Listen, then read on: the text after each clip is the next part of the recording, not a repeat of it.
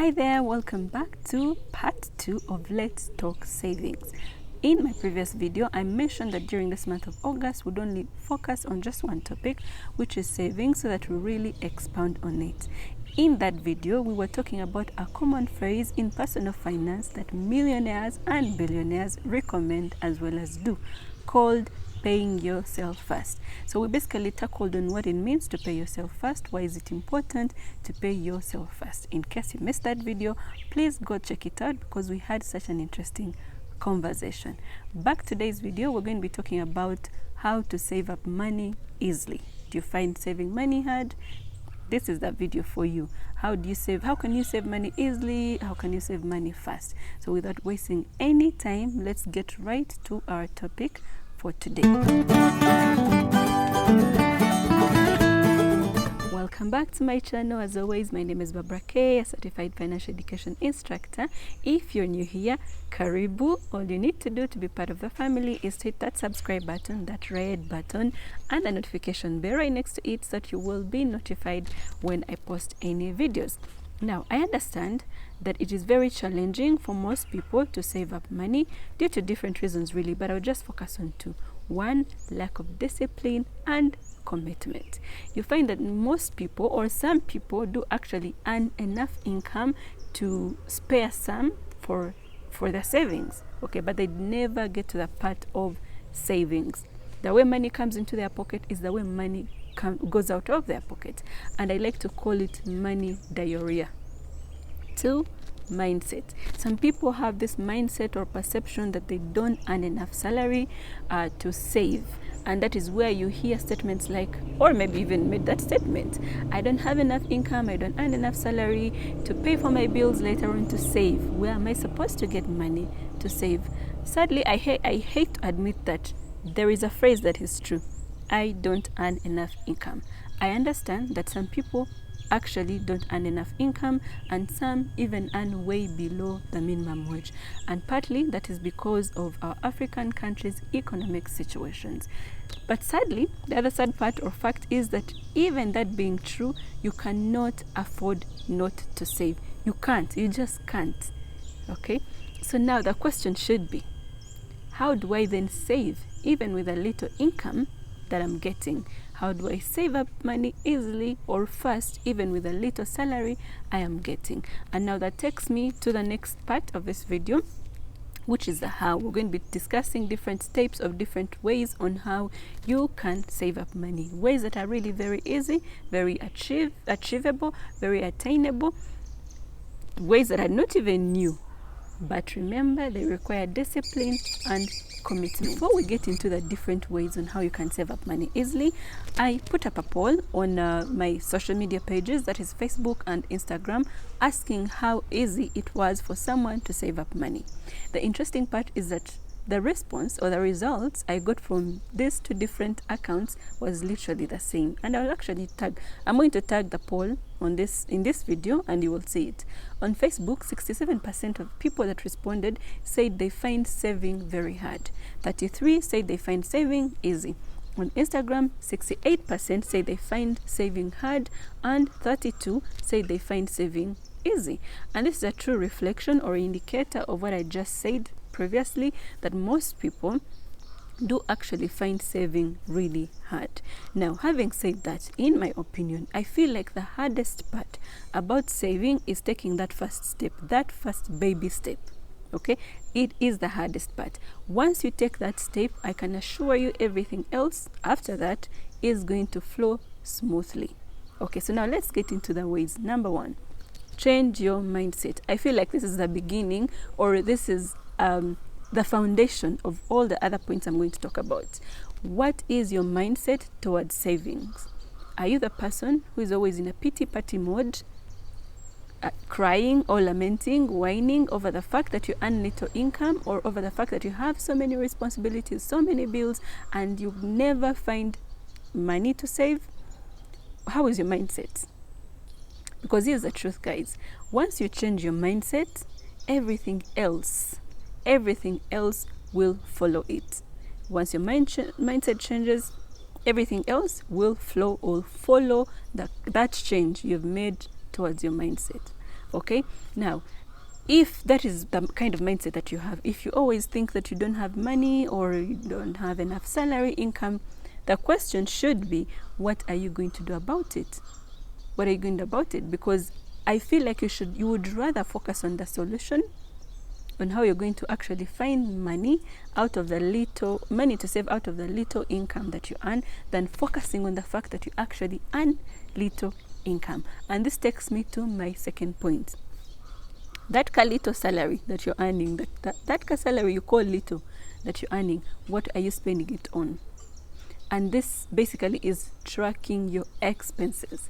Now, if you didn't know, tracking your expenses is my anthem on this channel, and that's because I feel once you track your expenses, once you know where every cent is going, once you know where every cent is coming from, that is the beginning, that is the first step to taking charge or control of your money. So find out where you're spending that little salary you're getting. Do your expense tracking sheet, track every money you spend and see where you're spending it. And sadly, you might need to take some drastic measures once you find out that your money doesn't match up your responsibilities and doesn't also give you money, some money to save. And actually what it means is that you're likely to be living beyond your means. If you find that your salary doesn't pay all your bills, doesn't give you money to save, it means you're living beyond your means. And the only way you can know where to make changes within the way you're living, within your living situation or lifestyle, is by tracking your expenses and seeing how much money you're spending and on what. Okay, so that expense tracking sheet, if you listen to it, it will tell you the truth. And the drastic measures that you might have to make is maybe changing your house that you stay in, changing the neighborhood, shifting to a cheaper neighborhood, maybe packing lunch. I know some people who work do buy lunch at their workplaces. This time you might need to pack lunch. Cook home, pack your lunch. It saves you a lot, and it even, saves your health, because you get to cook food the way you want it and in a healthy way. Carpool, okay, with your friends or with your relatives. That way you save on transport costs. Buy groceries in bulk. If you buy maybe every day you're buying groceries, try to buy groceries like for a week or 2 weeks. Buy vegetables and fruits from a market instead of a supermarket, because trust me, prices are different. I'm not against supermarkets, but we all know that fruits, vegetables from the supermarket are way expensive than if you bought from a market. So just try to see. That's why I told you, yes, you might be earning little money, which is true, because that's a fact. Our African countries' economic situations, like I'd said, are not that good. But what do you then do? Okay, are you just going to be whining and crying, or are you actually going to find a problem? And once you see where your money is going and make, savings by cutting out certain expenses or reducing on certain expenses, then that money, you divert it to yourself. Put it in your savings account, and that will be your savings. Point number 3 is set financial goals. Start by thinking about what you need to save money for. It could be for your retirement. You might need to save money for an investment you want to make. It could be for a big purchase, like a plot of land, like a home or a car, or it could even be for vacation, okay? But begin to think about what it is that you're saving money for, and then find out how much that thing will cost you, okay?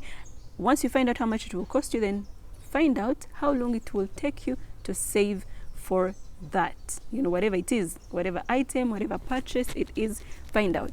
Because that way then you will know how much should you be saving in, and in what period, and for how long. I feel like once you have a goal, or once you have a goal, it gives you a clear picture or a clear guideline, a clear roadmap on what you need to be doing to achieve that goal. And once you achieve that goal, it is rewarding, and it gives you motivation and reinforces the habit of saving. Now, in case you're new to this whole saving game, I would recommend that you start with short-term goal that is easily attainable, so that you don't get discouraged by working towards maybe a 5-year goal that might take so long and may be discouraging. Begin with a short one, maybe 1 year, maybe 6 months, and then begin progressing after you see that you can actually do it and feel good about yourself, you know, because you've achieved a goal that you set, and seeing that it actually can be done to save money and have money or achieve a goal, a financial goal that you had originally set for yourself. Number 4 is save money automatically. You can set an auto debit from your operating account into your savings account, maybe weekly, monthly, whatever you're comfortable with, and whatever certain amount you need to be saving towards your goal. Now, and remember to separate your savings account from your day-to-day account. Like, those accounts should have nothing to do with each other. They should be separate. Once you deduct that money automatically into your savings account, you will not feel the pinch. You will not be tempted to look at that money and end up spending it. The other point or recommendation I would make about this is that be mindful of the kind of savings account you need. Okay, you don't want to have a savings account that has ridiculous bank charges. At this point, you don't need the bank to be taking away from you. As a matter of fact, look for savings accounts that sort of give you an interest rate on top of your money. Okay, and then maybe it could even be a money market fund. You could save your money in a money market fund that gives you an interest on top of your money. Number 5 is diversify your income. Once you notice that your income isn't enough to cater for your bills as well as save something for yourself, it's time, even after you've tracked your expenses and reduced and you still see you're struggling, it's time to get an extra source of income. In short, it's time for a side hustle. Look at your skills, look at your talent, look at your passion, and begin to turn those things in generating in a money-making form. Okay, let them generate money for you, and then you can turn that money you make out of those things, out of your talent, skills, and passion, into cash that you can now then turn into your savings. Okay, the other bonus point is that get out of debt. Get out of debt. I always say, not all debt is bad. Not all debt is bad. There is good debt and there is bad debt. Okay, try to pay up your loans. If you have loans, especially with high interest, even with low interest, pay them up.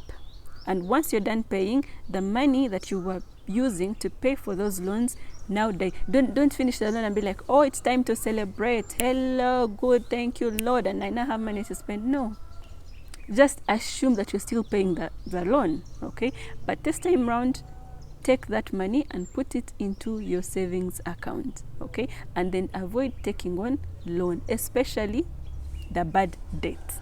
It's okay to take on debt, but let it be good debt. Okay, but remember these 3 points. Number 1 is that all these points, or saving in general, requires discipline. It requires commitment. Number 2 is that, remember, saving is good, but investment is way, way better. Now, I intentionally didn't want to talk about investment because I'm going to talk about it in another whole video. It's something that I feel also needs like a whole month to talk about, you know, to really expound on it. Because remember, if you save and you don't invest, it means that your money is not growing. It is stagnant and it is likely to be eaten by inflation. But saving is good. Because if you don't save, then where are you going to get money to invest? Investing generates more income. It produces more income for your money. Okay. The other point is that be mindful of the savings accounts you have. Don't just open up any account and put in your money and then leave it there, even when it has. Be mindful of your bank charges, in short. That's what I'm trying to say. See how the bank, because let me tell you, bank charges is another expense that most people don't normally look at, but it is something that actually takes money from you. So make sure that your savings are in a right savings account that is giving you some sort of interest on top of the money that you're earning. Well, I hope you enjoyed this video, and if you did, please like, comment, subscribe, and share. See you in our part 3 of savings in my next video. Until then, shalom.